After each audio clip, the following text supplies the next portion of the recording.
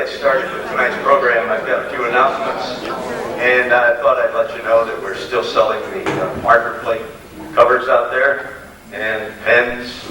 These are little gifts that you can give people that aren't fortunate enough to live in Bethany. And tonight we have something special. We're selling raffle for quilt. These are $1 a piece, 7 for $5. And we'll be selling these tomorrow at our open house. And the drawing will be at 3 o'clock. Just make sure your name, telephone number's on your ticket, and we'll get in touch with you. Also, I'd like to remind you that we have free goodies in the back. Coffee, juice, and a lot of good baked goods. Our open house. Tomorrow we're going to open it up for the first time, show you the progress that we've made. It'll be open from 12 to 3, and we're pretty proud of what we've got done so far. A lot of people put in a lot of work, and it's coming along. It's not there yet, but we're working on it. One reason that when you get there, you'll see the grounds aren't what we want, but we can't fix the grounds until we put in the gutters, and we can't put on the gutters until we get the roof on. And we don't have the money to put the roof on.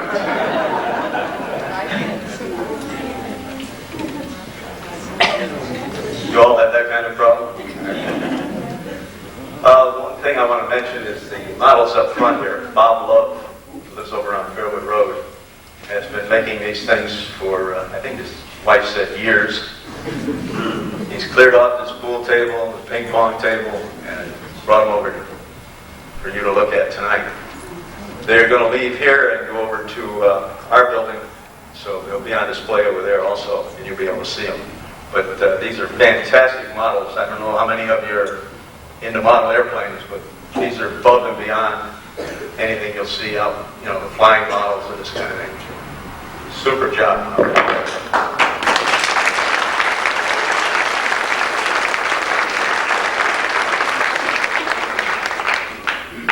After our last meeting, way back 1st of March, I took off with my wife to go check on our next speaker. We went down to Clearwater, Texas. Sweetwater, I'm sorry. Right on us. Sweetwater, Texas. We looked around, and sure enough, they had plaques, and they had monuments and statues and everything else for the women that did this job that Jane Tedeschi did. And I'll let Bob Britton give you the introduction for Jane. Thank you.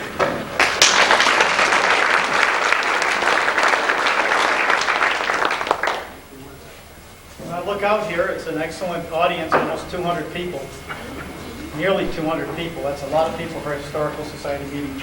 This particular topic is of great interest to me and great interest to obviously many of you. And it's been a dream of mine to get Bethany history out to Bethany people and have it told by Bethany people. And I think we've been pretty successful so far. Jane was the one for the airport. Everybody has, I guess, a calling. I'm hoping that some of you out there will be talking to me about doing other topics. Jane will be telling you how much fun it was, how much she enjoyed it, and how glad she is that it's almost over. Or something like that. A few things, if you don't know Jane, she's managed to become a local institution. She's a pioneer in many ways. One way that she characterized herself to me one of the first times I met her as being a first settler. That's a first settler of Glenwood Court. The Tedeschis reside in the first residence constructed on that road. She was also a pioneer in aviation in World War II. And there was a program, the WASPs, which is the Women's Air Force Service Pilot. And it's an organization that was formed to make up for the fact in the mid-40s, to make up for the fact that there just weren't enough men to pilot the planes. And she worked in the testing, she was testing for the engineering department at Craig Army Air Base. She did aerobatics after structural repairs were made. She was a test pilot, so after they put a new engine in, or after they put a wing on back that had fallen off, they took people like Jane and sent her up there to make sure the plane was very safe before they sent a man up there. Which is substantially correct. In her more recent life, she has been very active, both professionally. She's taught sciences and history for over 30 years, been involved in community activities, designed and taught an elective course in aeronautics at the Shelton High School. She's a member of the WASP World War II Women's Military Aviators, 99s, and is a regional representative of the Women in Military Service to America Memorial. And I think she has some information about that out there. Evidently, people like Jane in World War II were brought into military camps, given training, put into military uniforms, put into military planes, but they were considered civilians. They weren't really military. And I read some material that Timer had brought back from Sweetwater indicating that it wasn't until 1977 that the United States really recognized that these women were really in the military. She's a life member of the Bethany Historical Society. She soloed at a small field in Rockville, Maryland, something like Bethany Airport in 1942. The only other thing I would like to add is that this particular talk seemed to be getting kind of a spin to it. There seemed to be a lot of references to females in aviation, and I was afraid for a while we were going to have to rename it Women in Aviation, but that didn't really happen, right? Without any further ado, you're probably sick of hearing me. Star of the show.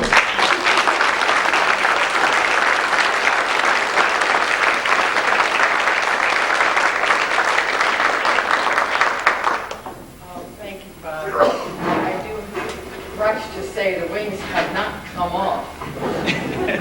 They might have been damaged in a bad landing by a cadet, or a cadet just thought he'd make an excuse for having had a bad ride that day with his instructor, so he reported as something wrong with the plane. But there were, that was basically what I was doing. A lot of the women did vary. My trusty husband back there reminding me about the mic. Thank you, Brooke. Anyhow, this story is not about me. I was a little dismayed to see the prominent display out there, but I hope you do all notice the glamour picture, because we wore men's coveralls. And since I'm somewhat short, they had to be rolled up pretty far to not to fall over them. And I had to carry 3 cushions plus my parachute. So that's why I'm even shorter now. But this has really been sort of a labor of love here tonight to do about Bethany Airport, and I'm going to try to read from my own marvelous words that I've written down. Bob, first of all, goes to the top of my list of nominating committees that tell you, swear, there's nothing to it. The difference is that nominating committees just pray that you'll say yes. Bob assumes you will say yes. When I protested in astonishment, Bob, I don't know anything about the airport, he replied, you will. Promises kept. How right he was. As Bethanians, I'm giving you a new name, responded with photos, news clippings, anecdotes, logbooks, interviews by phone and on tape, and face-to-face recounting of personal experiences relating to the old Bethany Airport. That was my answer to a friend in New York State who asked how I did my research. That is what made the airport come alive to me, although it closed shortly after we arrived in Bethany. I have some acknowledgments that I want to go through quickly, and the first one is to Bob Love for this marvelous display of these gorgeous, gorgeous planes in perfect detail, which he has made himself many times, machining the metal parts and so forth to have them exact, and for arranging the lobby which greeted you this evening. Alice Bunton's book on Bethany old houses and helped me find out where Whittemore bought how he collected the parcels that made up the airport. Hazel Hoppy's delightful account of the Bethany schools. If you haven't read that yet, get it and read it. It's charming. And we found Kaylee Tonin in that one, and I'm quoting her tonight. Interviews that Johnny Barnett and Isabel Anderson did with Cooney Hewitt and F. Keeler were great help. And Gail Sweet did a couple of them with Jim Markey and Bob Schultz. The time given by Cooney to help identify slides, and as I told him tonight, unfortunately, I wrote the IDs on the cardboard part of the slide, so it doesn't do me much help tonight. And for the people, all of you who have patiently and happily shared memories with me will be mentioned as I in turn share them with you. And especially to Bob Brenton for sorting all the photos and clippings to help me get a grip on the foot-high stack of folders. I don't think I have quite finished getting a grip, but I'm going to do the best I can tonight.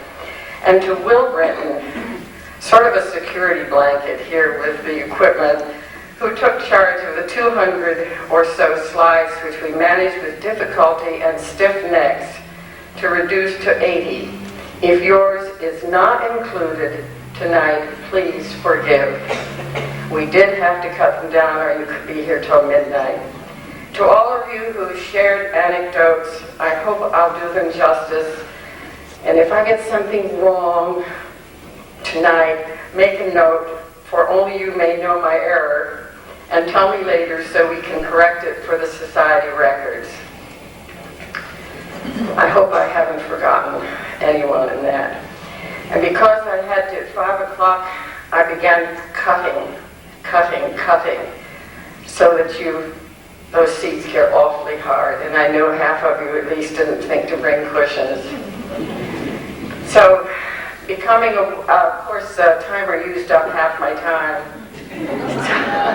So you can blame him if we go over.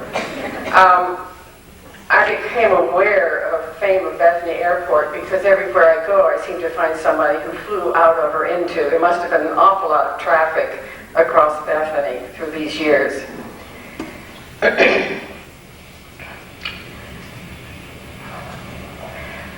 I was greeted with the same enthusiastic memories everywhere I went, especially this was at the Connecticut chapter of the 8th Air Force Association, which had invited me to a meeting, and they had, one of the gentlemen there had a very positive memory of Eastern Airlines starting at Bethany.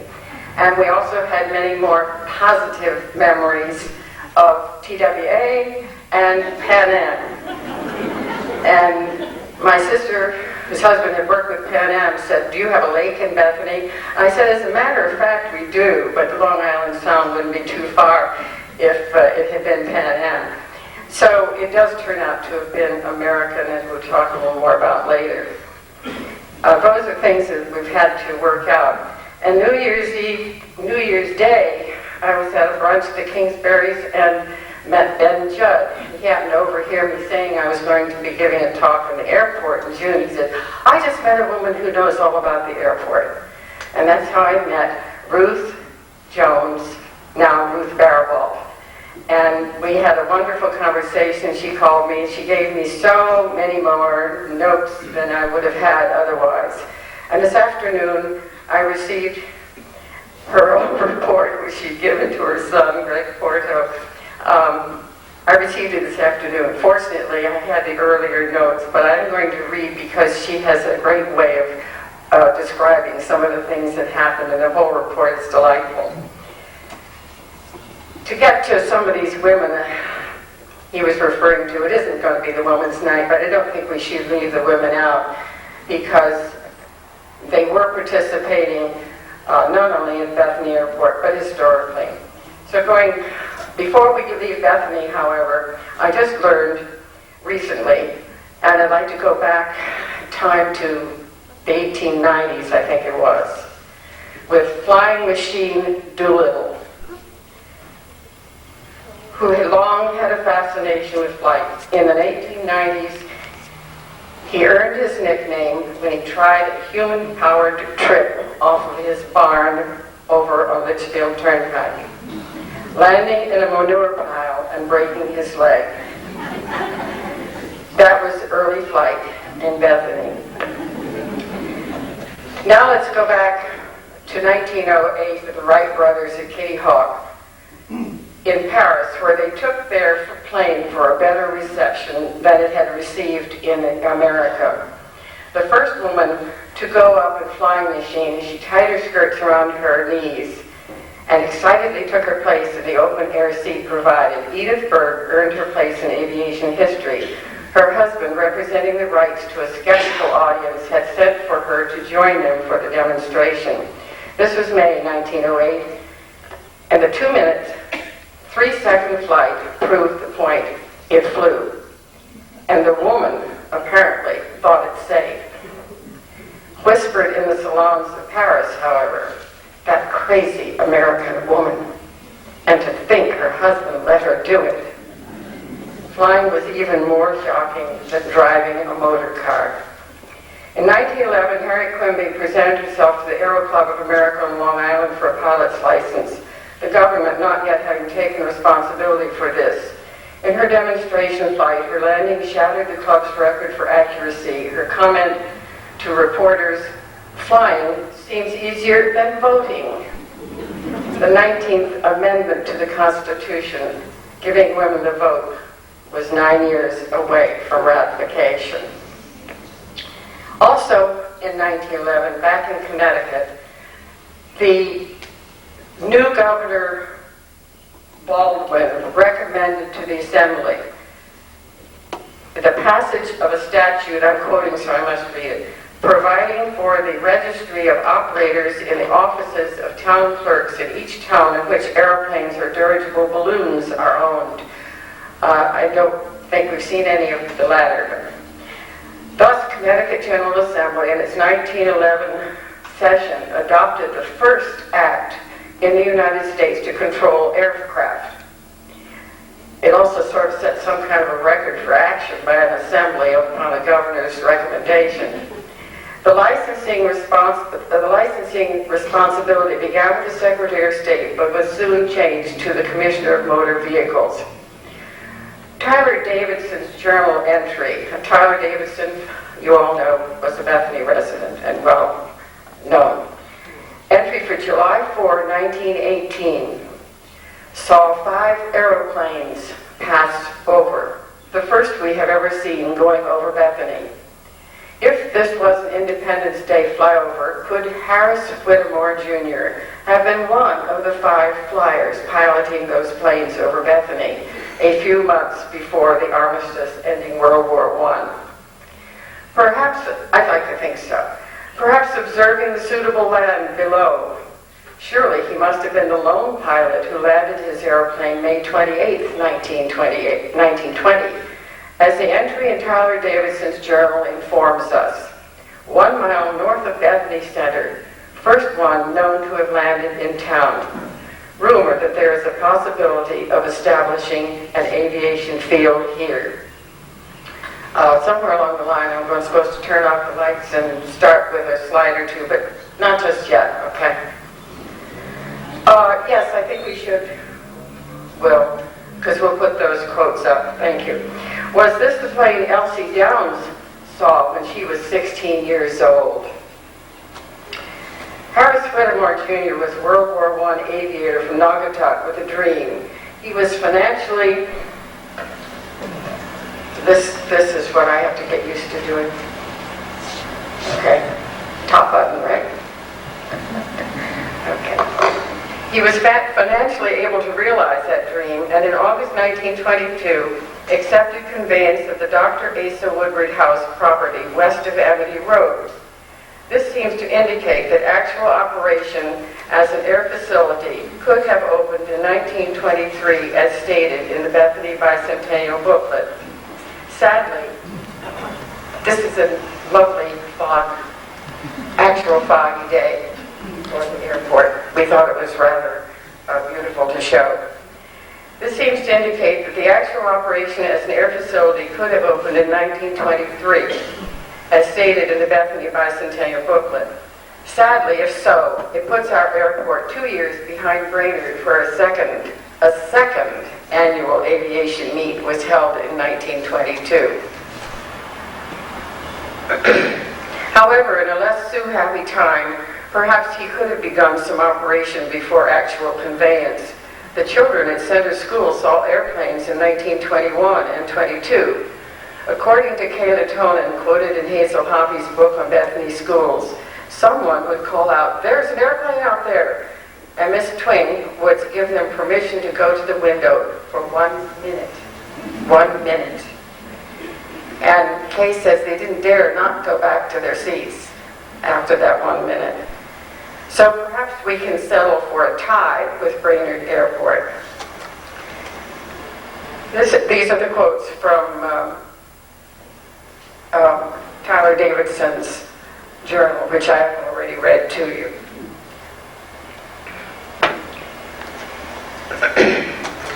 Whittemore purchased the Allen Thomas House, Locust Farms, in October 1925, also on the west side of Amity Road. In June 1927, the Eliakim Smith property on the east side of Amity, opposite the south end of the airport property. I want to go back to the airport. Where is that? One more. There we are. Okay. So when I say west and east, that picture photograph is looking north on Amity Road, sort of northeast. You can get your bearings on that a little bit. Whittemore had the phone wires all moved across and away somewhat from Amity Road at the east-west runway approach. Perhaps this last noted purchase on the east side was to accommodate such a move. For a number of years, it would have been only telephone wires until electricity came to Bethany. In the Connecticut State Monograph dated 1925, it indicates that only 4 airships were registered in 1923, which number increased to 12 for the first half of 1924. There being only 2 active improved airports, airdromes, or fields. Brainerd, 90 acres owned by the city of Hartford, and Bethany's Harris Whittemore with 48 acres. The Bethany field is under the management of the Colonial Airlines Incorporated, with the equipment including 2 Curtiss biplanes, 1 JFN biplane, and the JFN is where they get the word Jenny, which is more familiar to most of us from the World War I planes, and 1 Fokker biplane, with the last being considered as modern a piece of air transportation as equipment as any yet manufactured. It is adapted to long-range, high-speed flights and has a carrying capacity of 3 individuals and may be flown under any condition of weather, with a cruising speed of about 125 miles per hour and a maximum of about 150 miles. The flyers at Bethany have made Chicago in 7.5 hours.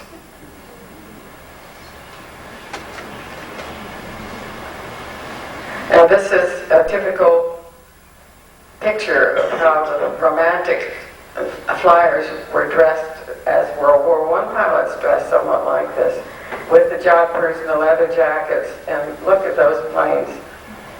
The Curtiss planes are used for short-range flight with a radius of 200 miles. The airport has a runway north and south averaging 1,500 feet and one east and west of 1,400 feet, with a hangar at the northern corner of the field.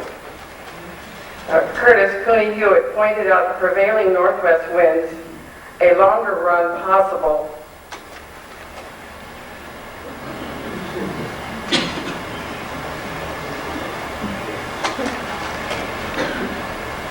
We haven't come to this one yet. A longer run possible if the pilot took off toward the northwest. On grass dirt fields, runway was a loose characterization, but still necessary to conform to the normal traffic patterns in the sky around the airport and on the ground. Ed Casigneris says landing and taking off from a bumpy grass field is the only way to fly. Most who have done so agree. In April 1924, Governor Templeton sent a letter to 19 cities in the state asking the mayors to establish proper landing places for airships as a part of any scheme of municipal development. Bethany, thanks to Horace Whitmore Jr., had done so already.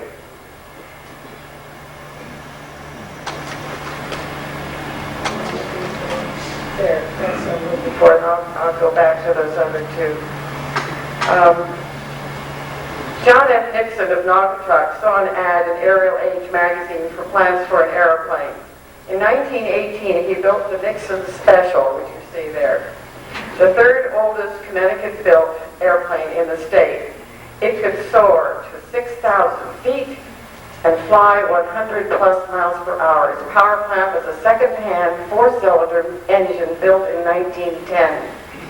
It was constructed of wood, wire, and cotton bed sheets. From plans he ordered for a single-seat biplane. Whittemore heard of Nixon and his airplane and invited him to join him and Gus Parsons, Gus Kraft, Bert Acosta, and Lloyd Anderson in a new airline. Initially called the B-Line, the name change took place because the motor transport company already had B-Line name, so it became the Colonial Airlines, sometimes called Airways, I believe. The Nixon Special flew all over England for about 5 years, including for the country's first airmail contract awarded to Colonial in 1924. In 1925, at Whittemore's stated intention to merge with American Airlines, Nixon, not wanting to be based other than in Connecticut, surrendered his stock in Colonial. Apparently, the plane remained in the Nixon garage until 1957, when he and his son took it out for its last flight. It has been in the New England Air Museum since Nixon's death and was almost destroyed during a tornado which hit the then Bradley Air Museum in 1979. Hank Palmer of Stonington volunteered to restore it. It is the only plane remaining from Colonial, New England's first commercial airline. So there are a lot of firsts, even if we may struggle to be the first airport. We certainly know we're the first airport in Bethany.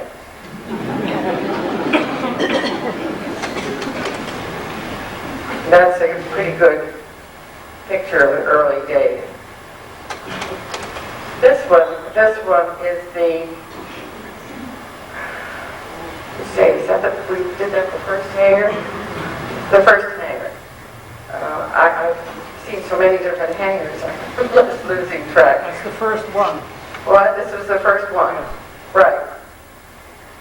And this stayed until 1929. I have a list here now to get those back out.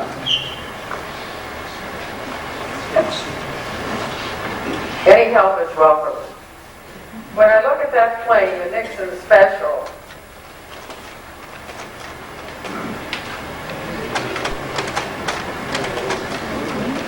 okay. When I look at that plane, it's hard to imagine doing aerobatics with it. But it was not too different from the World War I planes whose pilots devised those very same acrobatics in combat as attack and escape maneuvers of the dogfights. Some retain the French name Chandelle and the German Immelmann from that time.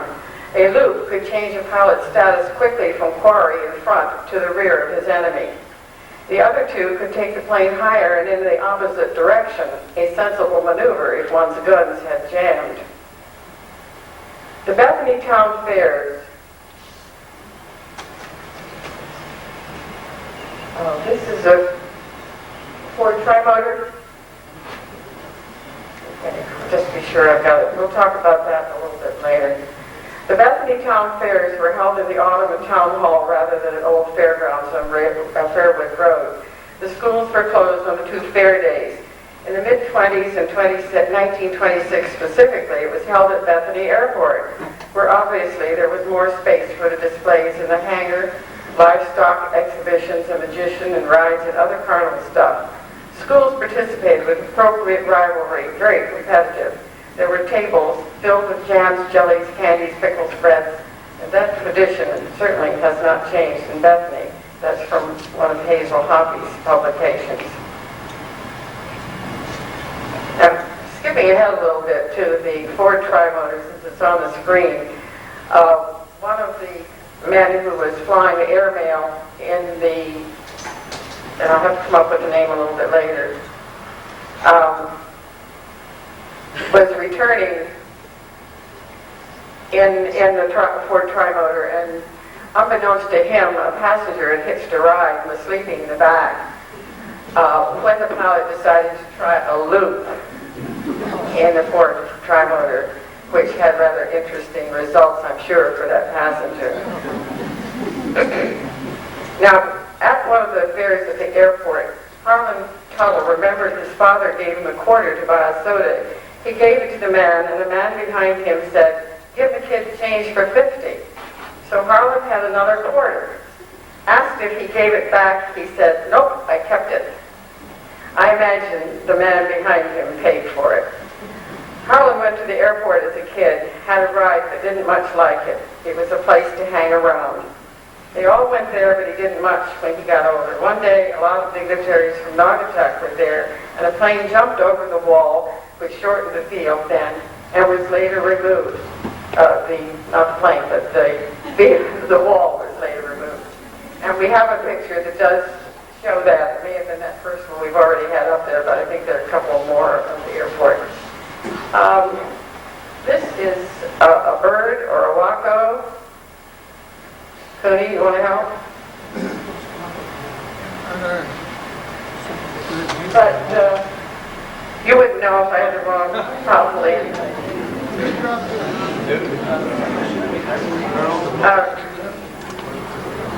During the air, but no one was killed of that when the plane tripped over the wall. And Harlan said it turned over a lot of blood, but no one was killed. He remembers another that got into air and then crashed where Sally Hinman lived, but it didn't kill him. Probably in the late 30s. These were definitely classified under the oops factor. During the air shows, Amity Road was clogged with cars, and every place they could put a car was filled. Every Sunday, Gus Graff would do a lot of free-fall parachuting. He held the record for some time. Free fall means not using the chute, but hopefully it will open when called upon. One time, Gus made a parachute out of a bed sheet. Of course, when he jumped out, it ripped to pieces, much to the consternation of the crowd watching below. His reserve chute performed well, and Gus lived to fly and jump many more times. Carol Riley told me these shows continued into the 60s, where she remembers the family watching from Henry and Helen Riley's backyard as they were having Sunday picnics. Ruth Jones writes about the parachuting lessons that people took during the 50s and 60s until the state put a stop to the activity. Some would gather their chutes, repack them, and go up for another jump, repeating this all day. And I just learned tonight the name of a lady from Adeline Gray, I think I have it right, from Oxford, who did some parachuting.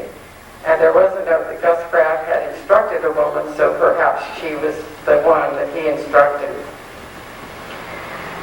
Marion Sandel's brother, Sherman Woodard, age 6, drove 3 buddies of similar life experience and responsibility to the airport in his pony cart, with the grand sum of $5 between them. Sherman and Clarky Johnson, Frankie Dealer, and Frank Murray returned home triumphantly displaying the $1 left over after their plane rides.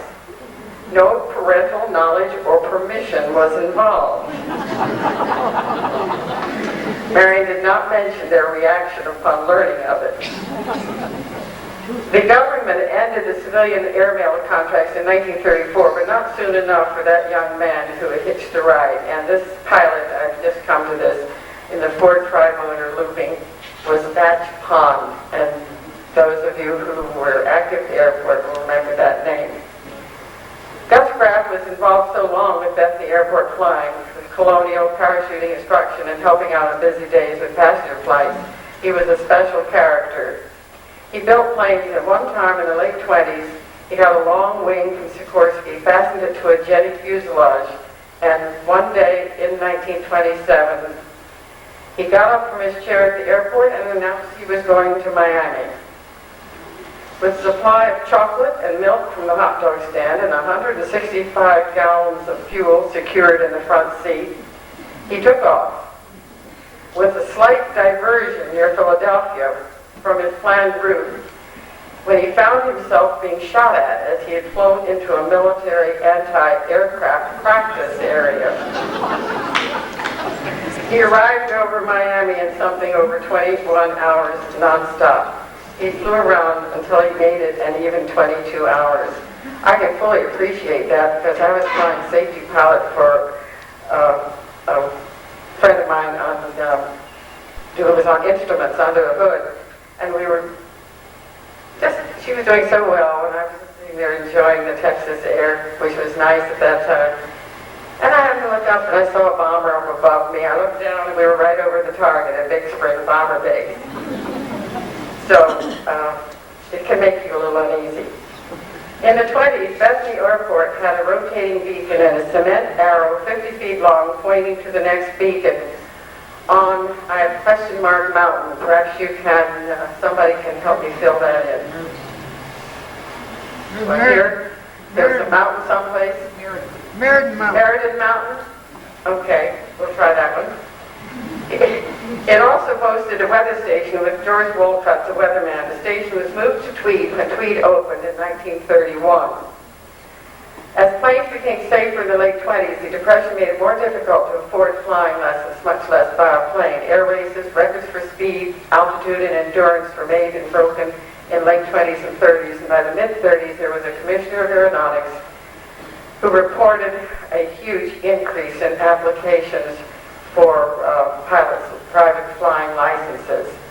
Bob Leaney suggested that maybe the federal CPT civilian pilot training program and its publicity and the war in Europe and Asia, and more people can afford the cost, or if not, they choose to spend what they have on flying. The last point was true. For many of us who began our lessons in the early 40s, money became another word for flying time. Ernie Manel, at 10 years of age, went around town looking for 2-cent bottles to get the refund, to get the $2 for a plane ride. This was affecting all ages. We're down to 6, and now 10. Some of the early Bethany pilots, Curtis Hewitt and Eb Keeler among them, hung around doing odd jobs or specific jobs that needed doing. Sweeping out moving planes in and out of hangars. They changed wheels to skis and back again, serviced aircraft, and when they could, flew them and got their licenses. Here's Gus Graff, who I talked about earlier, and this article is about his trip to Miami. This is an amphibian, if you couldn't guess. The lower hull and the shorter wheels of the engines, or the pinwheels, as Cody described them, are a little higher so they don't hit the water. And this can go on or off the land. That was a new reference to propellers I had not heard before. It does make sense. Some were able to move into the CPT, which is a civilian pilot training program at Bridgeport, and then off to military assignments, flying, not walking. Gus Graff was a test pilot for CARE Aircraft Corporation of Naugatuck, and its all-metal plane, which was tested and flown in 1931 at Bethany. This is not the Cairn. This is an autogyro. Here's the Cairn. Okay? An all-metal, and it had, well, of course, we should say many spars in the wings rather than the few of normal airplanes, but a lot of people said it wouldn't fly because it was metal. It depended a lot on the pilot, apparently. It was tested and flown in 1931 at Bethany by Gus Graff, and some others had flown it. However, a Lieutenant McCune took it up for a flight in 1932, and while executing possibly a snap roll with its extra stress, the wing bolt sheared clean through. The wing came off, and the pilot was too low to use his chute and was killed when it crashed on Munson Road. Harlan Tuttle was one who saw the wing come off. Gus taught acrobatics to military instructors before World War II and gave Cooney Hewitt his first flying lessons. In 1933, a local column shared the information that Miss Alice G. Peck took an airplane ride at Bethany Field with pilot Crooker, and that, quote in the same article, the Dewdrop Inn will soon be moved from its present site because of widening of the new road. Had Miss Peck noticed another item in a 1930 paper, 3 years earlier, she might have had second thoughts. Quote, pilot Orville D. Crooker's ship nosed over on landing at Brainerd. Crooker returned to Bethany Airport in a plane sent for him at his request. In one of the books mentioned earlier, I read that Orville Crooker was the first fire chief of the new volunteer fire department formed in 1934.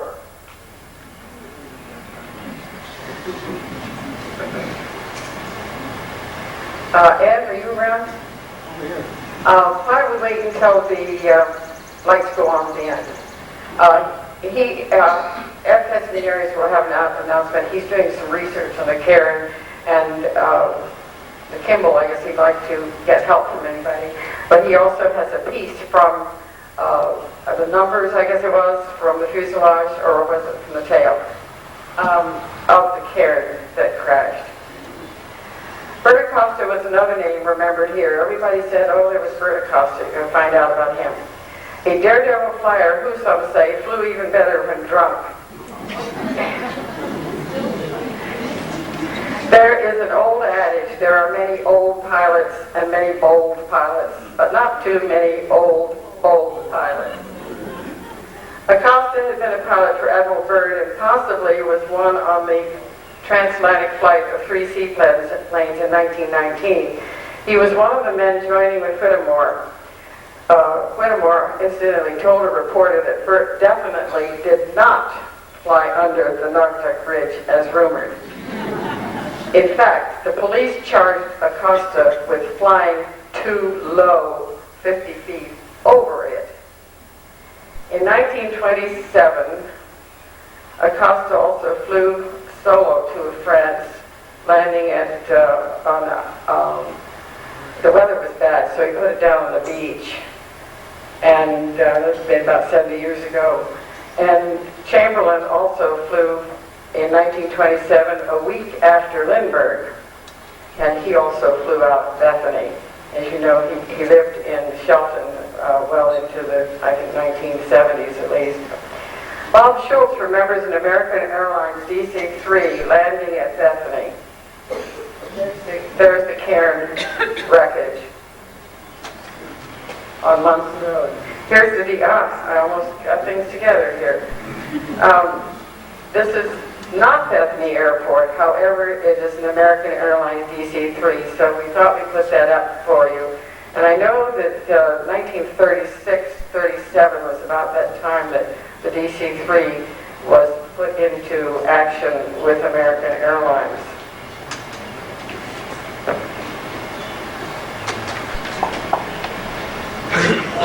A helicopter, and this is a good picture of the office behind this. And when I start talking about T-hangers, which were put up after the fire, you can see those triangular trusses on the top. In the background, those are a portion of the T-hangers. They were put up to replace the burned hangar. In 1936, President Roosevelt and Mayor LaGuardia were in office. Mrs. Rosetta Woodward took an airplane ride out of Bethany Airport over the land once part of her family's home in Bethany to celebrate her 90th birthday. The pilot was Charles F. Arnold of Bethany Air Service. She described the flight as wonderful, simply wonderful. Things sure look different from the air. I'll have to try it again sometime.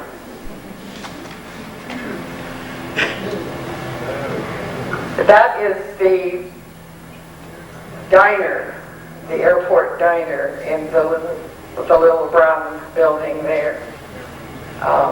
Bethany does seem to have a lot of food places, either at church dinners or all kinds of things, as well as clustered around the airport.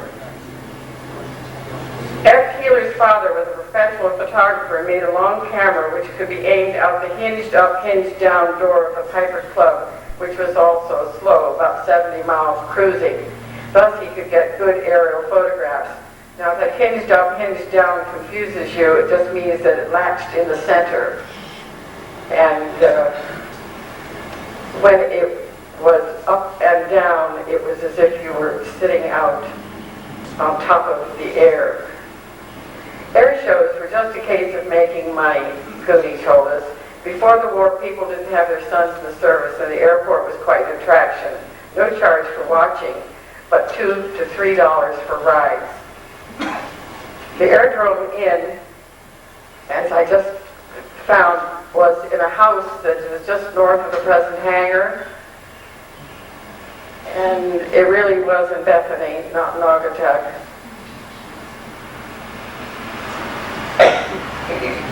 And it was Bethany Field, not Naugatuck Aviation Field.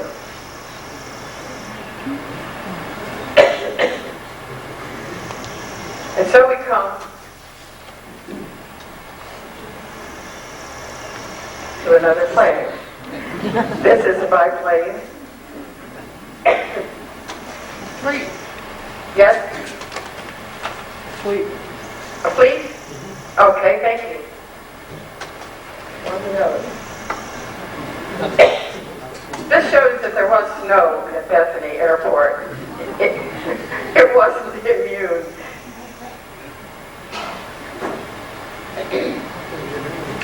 And Cooney explained that when they put skis on the planes, there were no brakes. So sometimes the plane would go sideways due to wind and ice, and he really broke some records as he was on the ground when planes would come in on skis, racing after them to grab hold of the tail, I suppose, and keep it from hitting the fence at the end.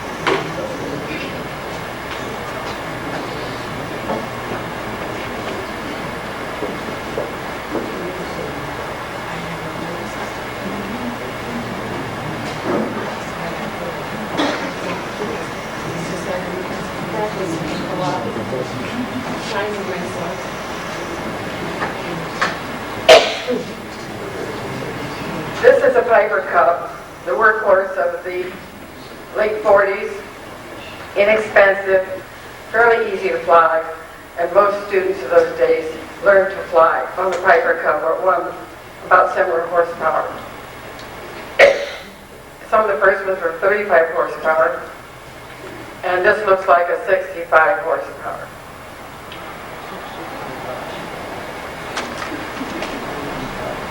We thought you'd like to enjoy an overhead shot just as the 90-year-old lady did. How beautiful it is from the sky. That's the Episcopal Church, and the other church is across the road nearby.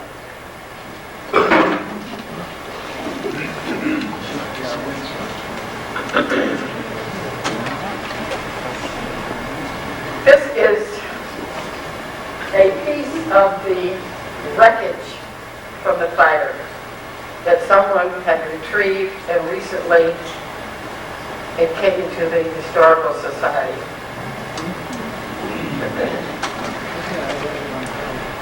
And a picture of the fire, so I think I'm back to talking a little bit now. On January 24th, 1942, Clooney Hewitt was hanging around waiting to go to a new job at Bradley, hoping to miss the draft and go to the Air Corps.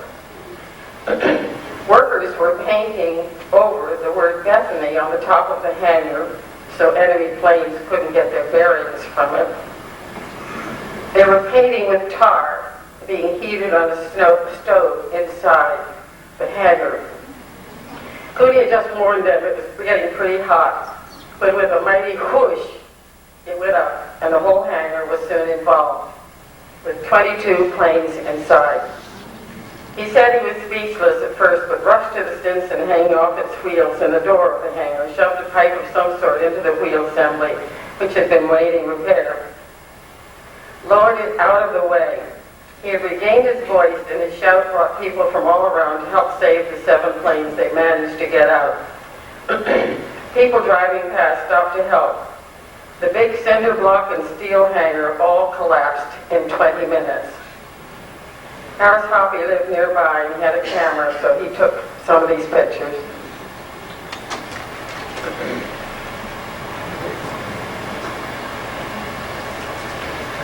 According to Cooney, no one was hurt except a lot of feelings. The open area between the road and the present hangar was its location. He says, yes, that was quite a day.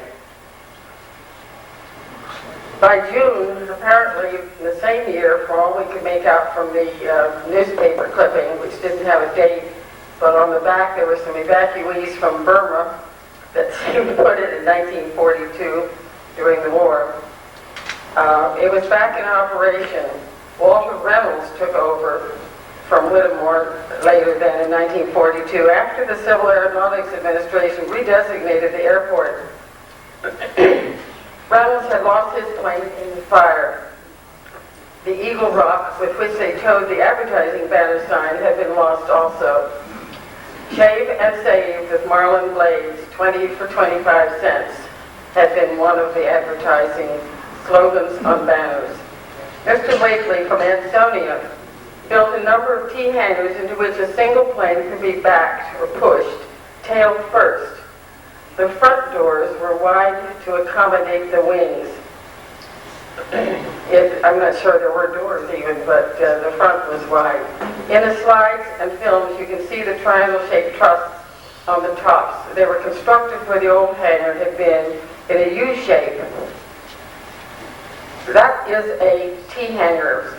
The labeling, the little peak on the top, had us fooled for a while. But that is not a different hangar, big one. It's just that piece had been put on the top for a nameplate, so to speak. It is a T-hanger. They were constructed in a U-shape, all of them making a U-shape facing south, the opening to the U facing south. And there were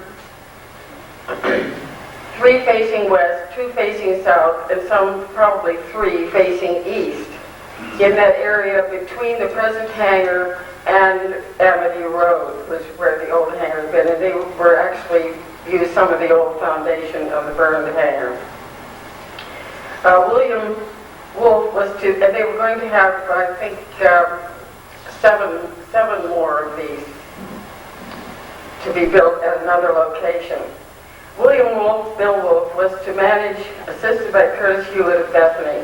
The announcement said that Cooney was about to go to war in the Air Force Training Command, so I'm not sure of that. He could straighten me out on that tonight, I guess. Later, Walter Reynolds went to Tweed, and in 1945, Frank Devine took charge of the office and Hewitt the shop. Both had recently been discharged from service. In 1945, Joan Simpson took a plane ride one evening over West Haven and returned $2 for 15 minutes. She remembers taking off and the lights at Sailor Field and returning at dusk.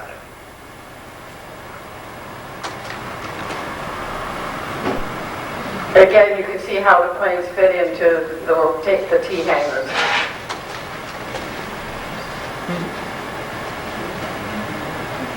It beats me. I don't know what that one is. Curtis P-40. It looks sort of like a P-40, but it looks like it has the bumblebee wings or something on the back. It's the way it's painted.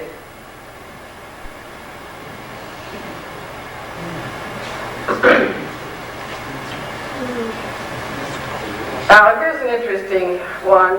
These are some anecdotes that we're coming to now.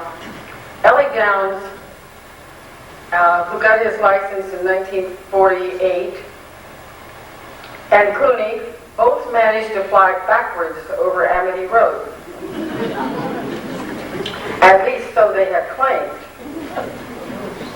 In a 35-mile-per-hour wind, they could throttle back to just under 35 airspeed without stalling.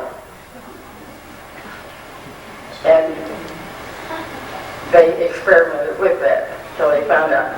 John Hatziga, now deceased, was also a pilot flying out of Bethany, I learned today.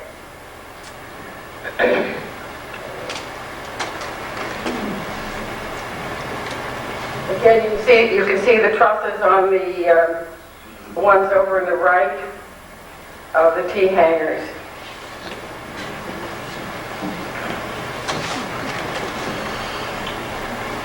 Here you have to stand on your heads, and it shows you too uncomfortable.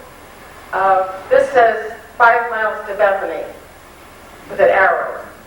We don't know where this house was, but just to show you that markings like this did exist, these were navigation aids.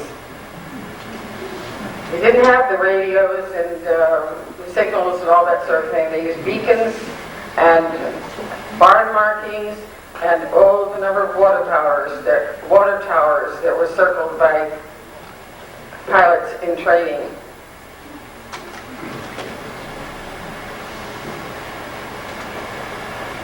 These pictures show Walter Reynolds soon after the fire, as the Civil Air Patrol group from New Haven was beginning to have some meetings at Bethany.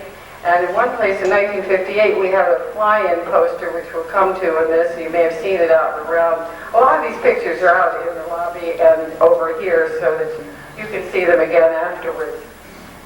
So there was a squadron of CAP, maybe not based in Bethany, but certainly performing and being here at Bethany Airport at some time. That's the Civil Air Patrol, which of course won its reputation during World War II and has continued to be a great asset in emergencies and in taking people and searching and so forth. During the war, some of the enterprising CAP pilots actually carried small bombs that they could drop over if they saw a submarine in their coastal patrols, where they were quite useful because they could hover at slow speeds, and they were supposed to call in the Air Force and the Navy, but occasionally one got a little over anxious. Much of the same. Again, you can see the truss of the T hangar in the background. That's Walter Reynolds. I didn't know we had so many here. All right, this picture shows Fred Cunningham. Red Cunningham, we all knew him. In the center of this picture of graduates from the course at Bethany Airport, they were flying under the GI Bill, which helped a lot of pilots after World War II to continue and get their ratings.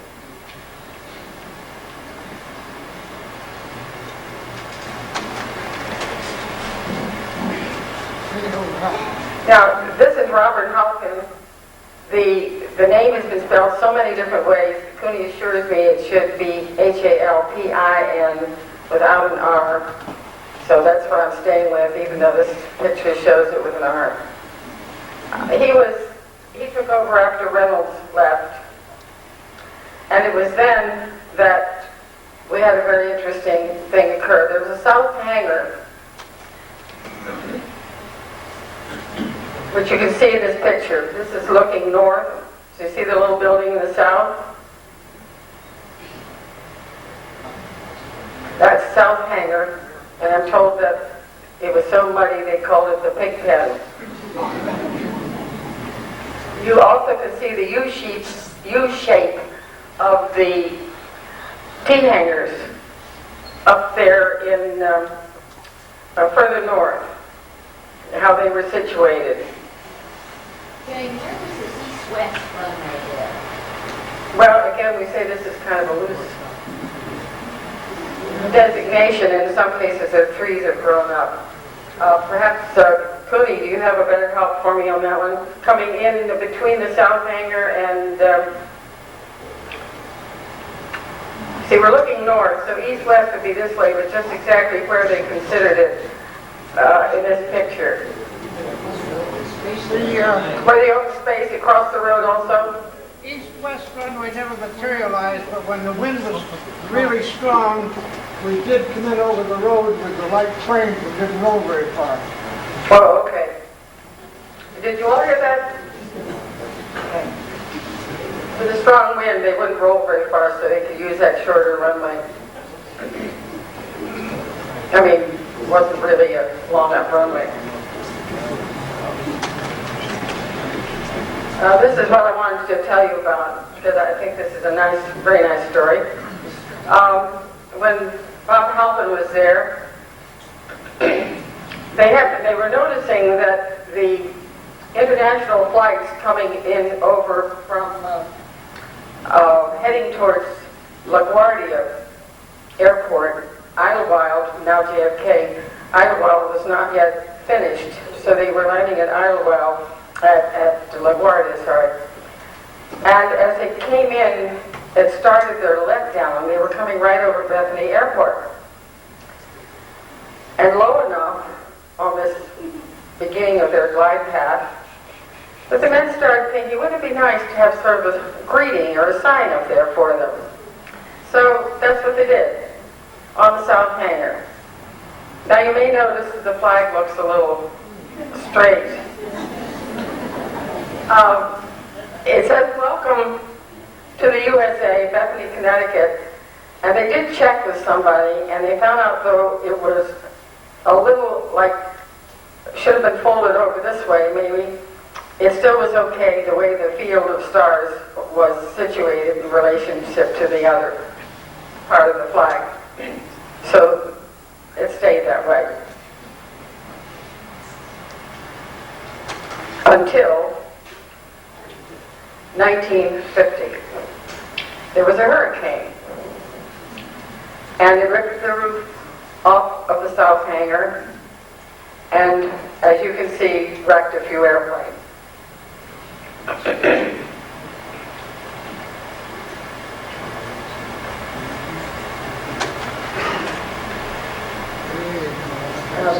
Develop Bethany, we have to be sure we talk about that.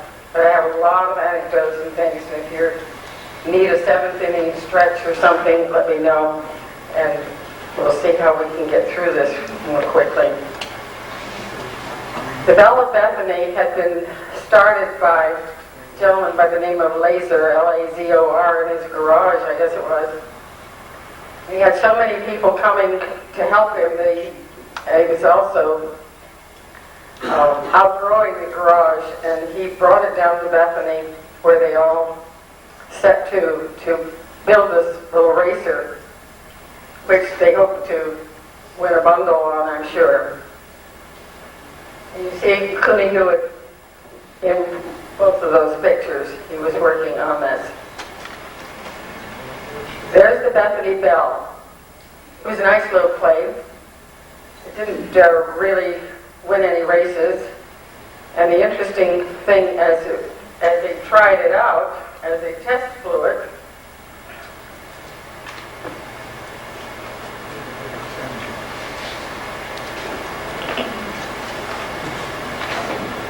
he took off. He was a Navy pilot, and he took off in the plane, and the next thing they knew, he was coming back 30 feet off the ground, upside down. So it seemed obvious that a few modifications were needed. I never did find out exactly what was wrong, but it did fly, and finally did enter a race or two. Excuse me.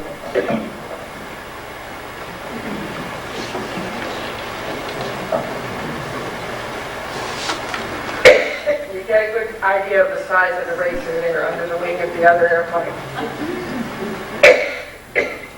The other airplane is not a big plane.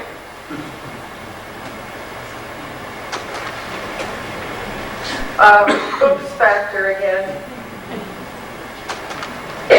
And again. And again. These things do happen. Fortunately, apparently, people walked away from these. This is Bob Jones, who took over the airport with his wife, Ruth, in 1954. And they ran it until his unfortunate accident in 1960, in which he was killed. And Ruth took over after that.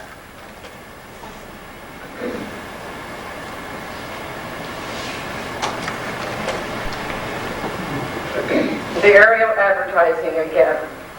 Now I'm going to stop just for a minute. There'll be more about this period of time.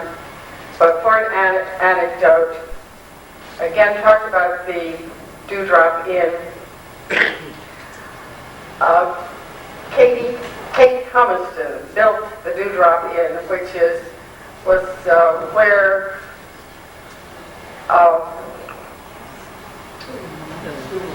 the old Billy's, is. She built it and ran it for many years and was renowned for her pies and cookies. And Kate Layton also said they used to stop there on their way. I mentioned that, and she gave them cookies to tide them over on their hike. Earl Du Bois, and Elsie Downs served drinks at the Dewdrop Inn. That would have been lemonade, Coke, something like that. Non-alcoholic, I was told, to be sure, I said. We just happened to see Elsie at Glendale Center when we had just finished interviewing Harlan last March.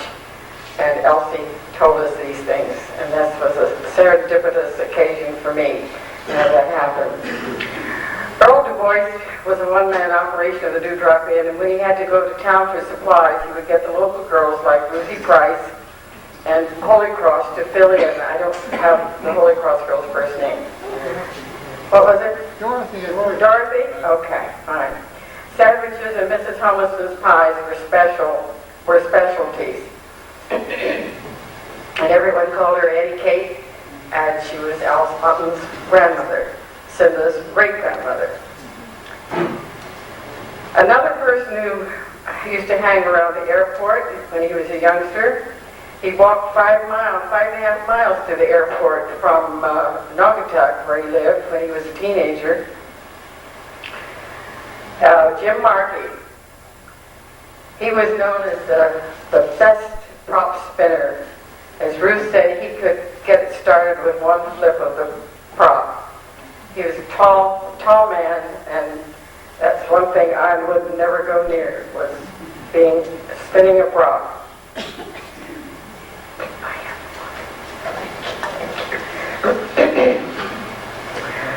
Because he was so agile at spinning the props, he achieved the name of Bendix.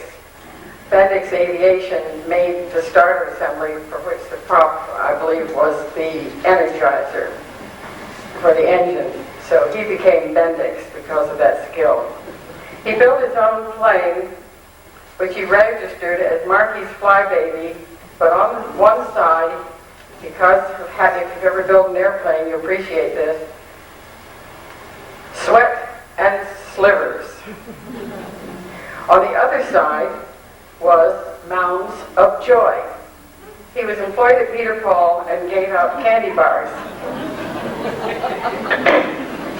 He gave out the candy bars at airports saying, "The more you buy, the more I fly."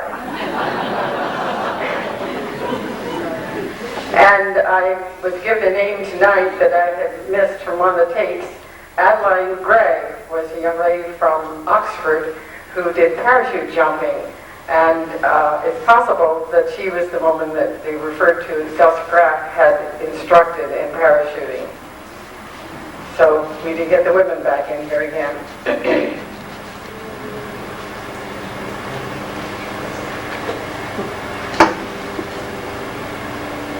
For the aerial advertising, I'm going to read from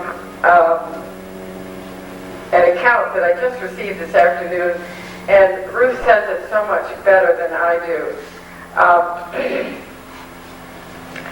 Talking about, because Ruth Porto then was making these signs, these advertising signs, and she described this. There was a lot of banner towing that went on at Bethany Airport. When we started, we bought letters from other airports that we're not using anymore, but most were rotten from no use and been in storage. So one broke over Waterbury and landed to some trees in someone's yard. They retired those letters. Then she, Ruth, was elected to make new banner letters. We used bamboo and then cane poles with heavy strapping and red material.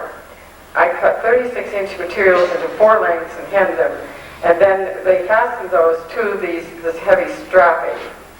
The banners, and maybe you saw them at a Yale game, were towed and flown over Yale Bowl during the first quarter.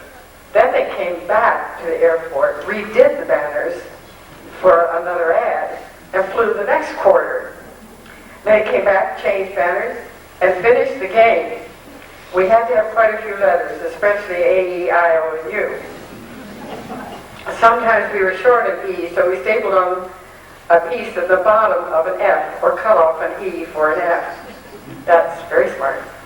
The planes were workhorses for towing banners. We flew over Jones Beach on Long Island. The guys rolled up the banners and strapped the banners to the wing struts. Then flew to Patchogue Airport and flew the banners from there. I think they called us the Bethany Bandits. Robert Moses was the head of Parks and Recreation in New York. He objected to us flying over his beach and in his airspace. We also flew over Atlantic City, 2 banners, one asking a question, the other answering it. We were even written up in Time magazine. When landing, the pilot releases the banner over the field and then comes around and lands so he doesn't get tangled in the banner.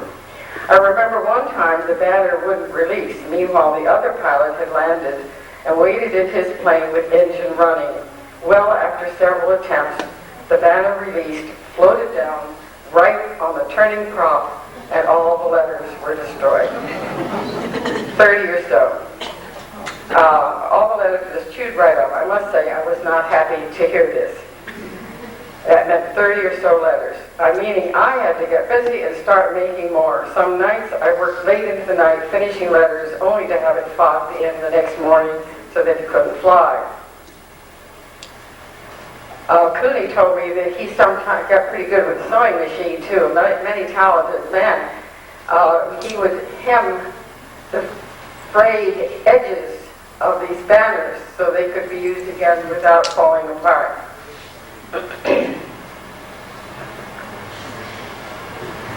Now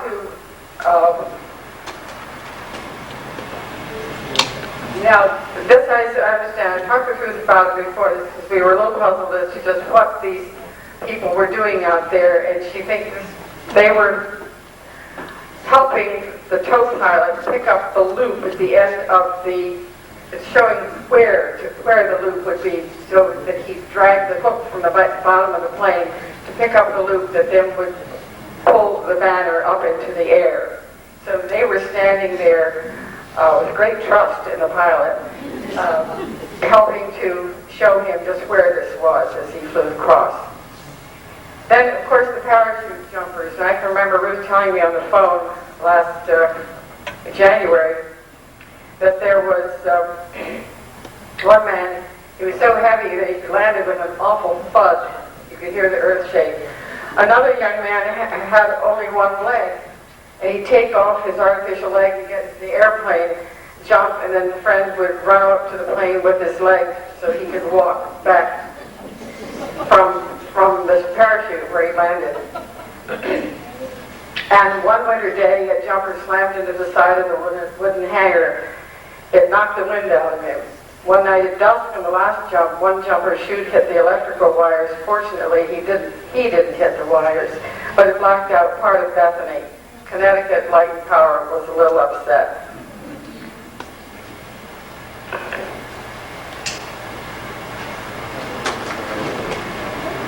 Here we have Castro Convertible, who conquered living space. Now, this is a construction of the present hangar. And Ruth had something to say about that, too, when she talked with me before. They did it in the wintertime, and apparently the concrete, something didn't set just right. And when they lifted it up to the top, everything fell and crumbled, and they had to redo the whole roof over again. But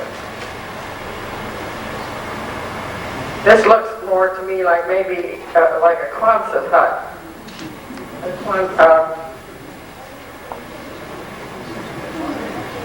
I think this was built in 1957, and the one that's still there. So I guess I was talking about another one then.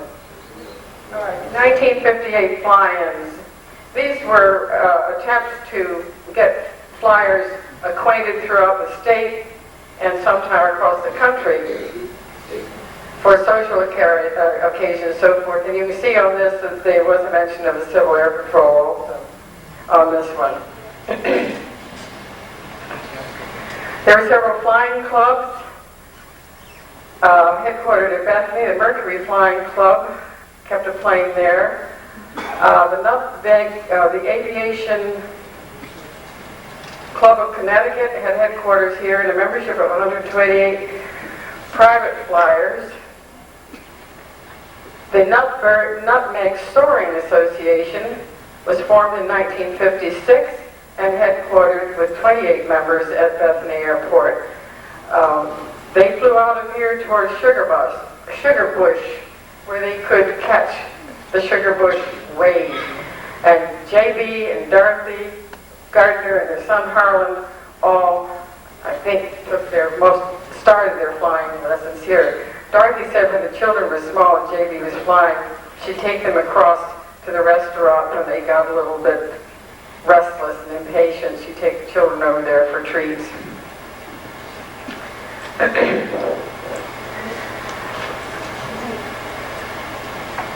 Fred Cunningham, getting back there to Fred, there was advertising the fly-in. Fred's wife didn't like waiting until he got home to get the newspaper, so he'd go by across the street and buy the paper and fly it over the house and drop it on her front step.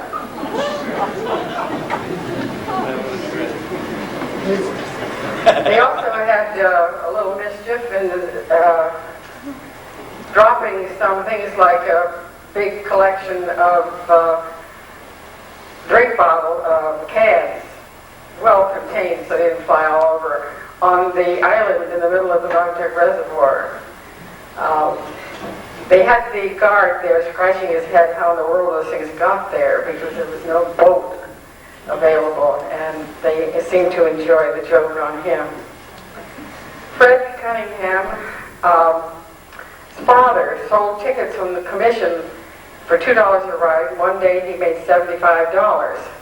Fred worked part-time at the airport when it reopened after the fire. He sold within 5.5 hours, although it was supposed to be a minimum of 8. And he was discussing the air shows, demonstrated paper cutting, a precision demonstration, lime dropping on a truck, that is like a bag of lime, so it would split open when it hit the truck, and they could tell he did his mark. Tucker Downs' barn inspired several such bombing raids also. And as I understand, it could have been flour, it could have been lime, or whatever they happened to have handy. Fred and Cooney retrieved accident planes. Hewitt did figure eights with the plane while Red was taking pictures of the accident with an Air Force camera. Bob Schultz was flying back from Meriden one night. He would use the blue and red lights from other airports to fly back to Bethany. Bethany Airport had 4 corner marker lights, and sometimes only the car lights from Route 63 helped guide him to the runway where he would land by feel of the ground. The experienced pilot years ago would practice this technique, and the method could be useful in an emergency. I think we put this particular picture up here so that you could see Oh, that's one of their parties, Saturday night parties. We'll go back to that in a minute. That you could appreciate the slope of the field. It was not a flat, level field. And in the wintertime, as we said, the planes would really slide down there in skis. The Saturday night parties, someone would fly over to Fisher Islands for lobster, and the state police had a pot and a stove to cook everything on and helped them out a lot. And for $5 they had, or maybe it was $2, I think it was. They had a real nice meal, hot dogs and beer and lobster, whatever. One of the instructors named Kendall, during a lesson, he was up in the air. He was the chief instructor. And he was flying with a student when a plane, a Waco, flew next to him. And here was Harold Shillette flying the Waco. And on the side of the plane was the announcement of Kendall's daughter's birth, taped to the side of the Waco biplane. Now, the Hewitt sons all soloed out of Bethany Airport, as well as did their father in March 41 on skis, that is, on the plane.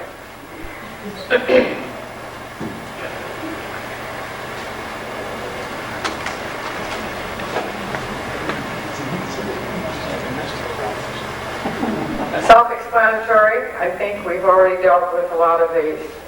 I think we did not perhaps cover everything about the Belle of Bethany.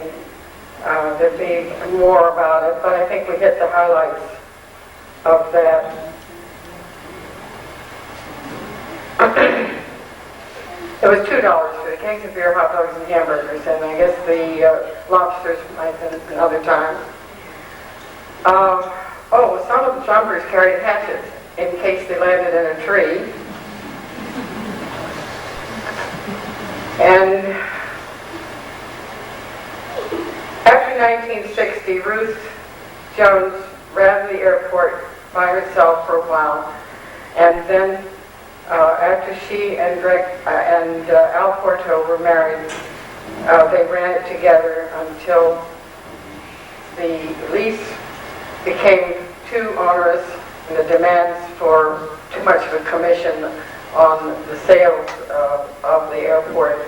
When it's not too active, it doesn't really have commercial business going for airports. It's pretty hard to keep it going.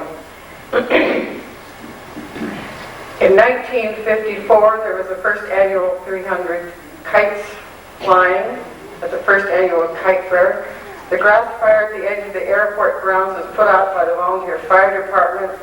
The Ansonia CAP drill exhibition and parachute jumps by James Summers, and was sponsored by the Yale Air Force ROTC, the Ansonia CAP, and the Bethany VFW, Bethany Athletic Association, and the Bethany Volunteer Fire Department. Another year, the second annual contest sponsored by the BFD, 2,000 spectators. I don't know who estimates these, but 2,000 was the number. They gasped with a special feature when a parachute jump by James Summers, his chute ripped. He pulled his cord on the secondary and all was well. Of course, there's the old saying too, if it doesn't work, turn it in and get another one.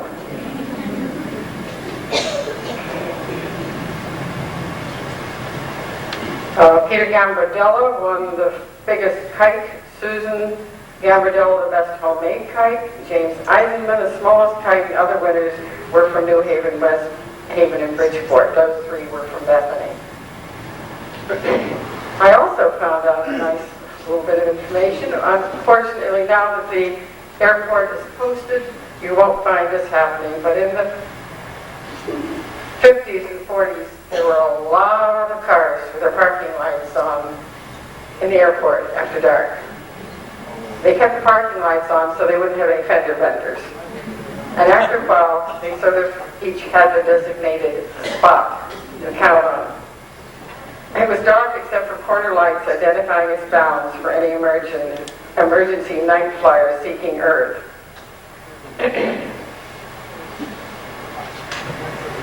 In 1956, there's Bob Jones' oil truck doing the plowing. Again, you did have snow. We left this one in because it's just to show the Experimental Aircraft Association, which meets every year in Oshkosh, Wisconsin, and it's for people who build their own planes, however, take them to show them off and experiment, and many improvements have come about through the people doing this. And he had landed at the airport. There's J.B. Dorothy with friends at the airport, and his son Hartley on the right. The gardeners with friends.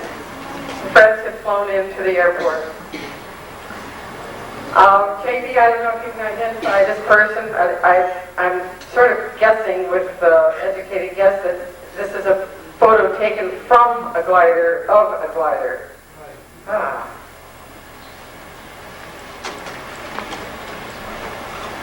Here's our kite flying contest. More. This is the 2,000 people, I think, were there. And the winners. Want to go back?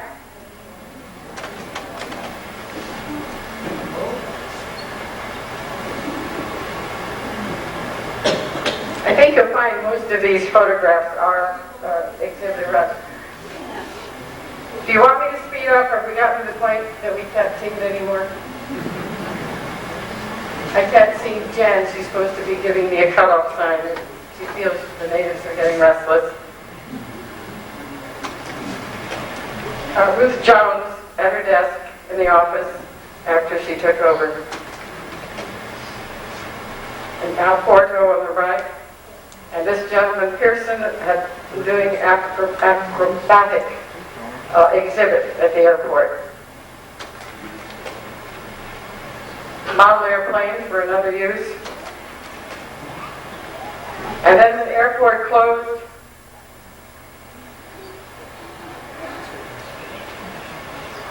In 1966. December 15th, 1965. 1965, okay. And is that when they put the white cross in the middle of the airport? White cross indicating the airport was closed, do not land, as I understand. And SNET wanted a tower to enable reception for mobile phones along 63, 69, 42, which is now blocked by hills. Wind turbines, nothing came of that. There was some electronic equipment testing because the area is very free of interference. And, yep.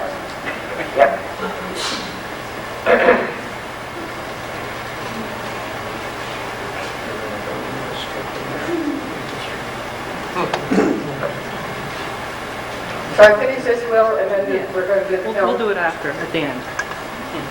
You want me to zip through this now? Yeah. Okay.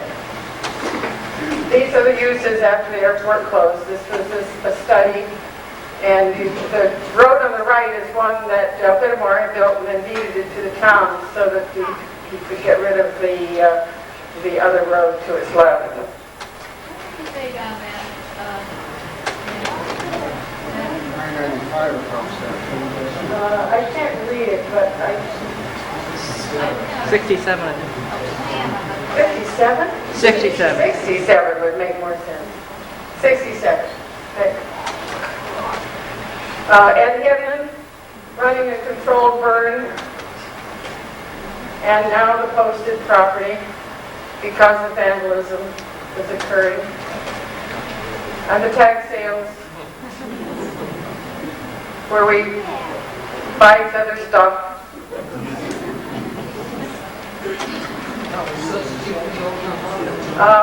On the horse show days, we have a nice sleigh rides in a winter show. Nice overhead at the airport. You can see the horse ring up to the top of the film there. And so still the recycling was there. And of course the town has taken over, the town highway department has taken over the garage.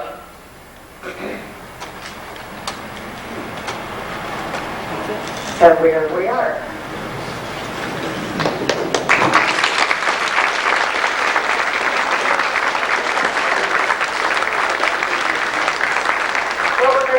now is about a 10, 12-minute film that Bob Jones had taken of activity at the airport between 54 and 60. And I also wanted to mention there were a couple of other restaurants and things there. We had the Avron, up where the power equipment company is now, and I think that does it. Maybe the diner, the airdrome, the Avron, and the new drop-in. Okay. Before you go, Ed Caspineris, after this film, would like to just make a brief mention, and I would also just like to say that I have a bunch of stuff that help yourself to out there about the Women's Memorial that is going to be open in, it's finished, there's going to be, the dedication is actually, well anyway, it's going to be a big do in Washington on October 16th. And this means women way back to the Revolutionary War. So if you had any Revolutionary War, Civil War, anybody, War of 1812, women in your ancestry, we want to get them involved. Okay. Thank you for your great attention. Just enjoy the film, it's short.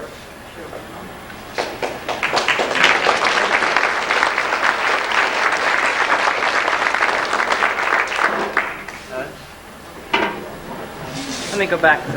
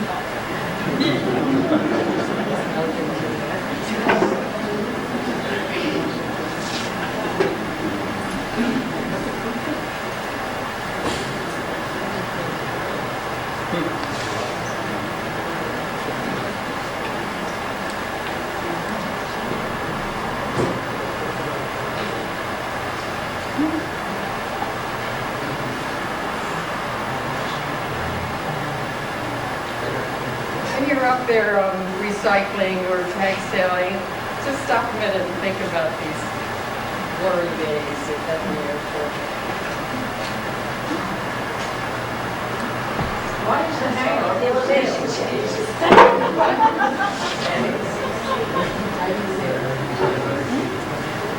Oh yeah, it changes. And also one of the same hangar one time says the oldest in the country, in the USA, and the next one says oldest in Connecticut. And New England. Sorry. That's why I say the next one should have to be Connecticut. No, no.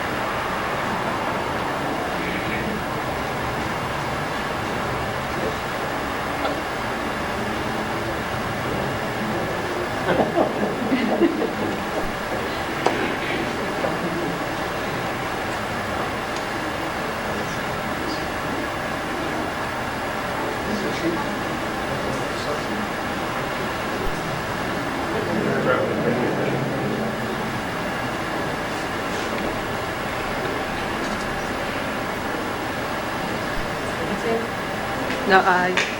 Good Lord. You know, while you're watching that, just one thing I did neglect, and I wanted to be sure to say that Clooney was talking about the uses afterwards. Ellie Downs is the electrical inspector in town. When anything was done at the airport after it closed, he always made sure it was done according to the rules, off to one side and well marked. And I think that's the important thing to remember.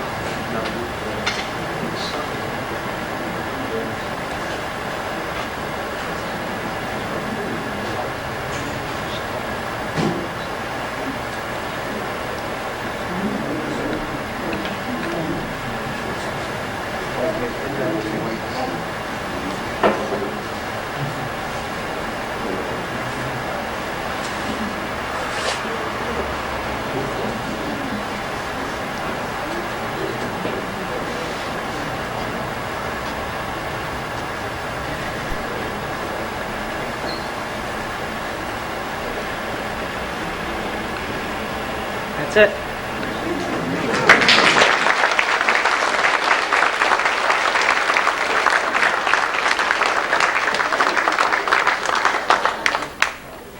One thing I remember about the airport is these were treated royally when we flew in here. The only thing I had to pay back was the buzz job when I came back up through with my military airplanes.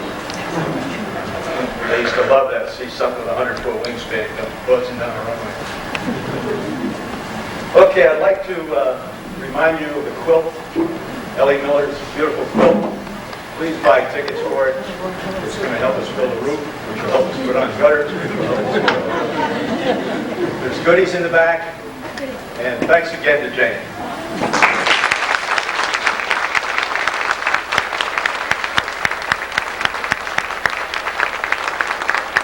Thank you for your wonderful attention. It made it a pleasure to be up here.